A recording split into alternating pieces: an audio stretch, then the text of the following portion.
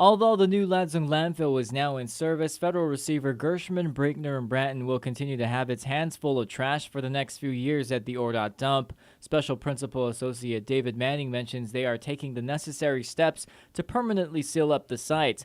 The first step, he says, is addressing U.S. EPA and Guam EPA's request to put an interim cap on the old dump. This cap is to minimize the amount of stormwater that gets into the dump and creates leachate, or toxic wastewater. That will be the first step. That'll occur probably over the next 6 months to a year. And then the question of the permanent cap, that's a decision for the engineers and the designers in terms of how they go about placing that cap on, whether it's usually some form of non-permeable, it is some form of non-permeable material.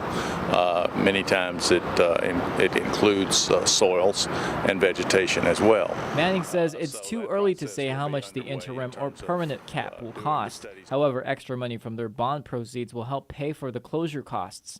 They are already making sure they will get to that point as extensive testing, monitoring, and studies continue. And there will be core samples taken, I'm told, all the way to the bottom to determine the makeup of the material that's in that dump to ensure that the engineers and the environmental specialists have the information they need to make for a permanent closure that is in the best interest of protecting Guam's environment for the long haul.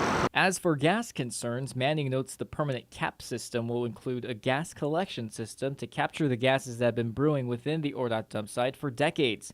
He explains what the solid waste team plans to do with it. We will evaluate in this process the engineers will evaluate whether the gas has commercial potential.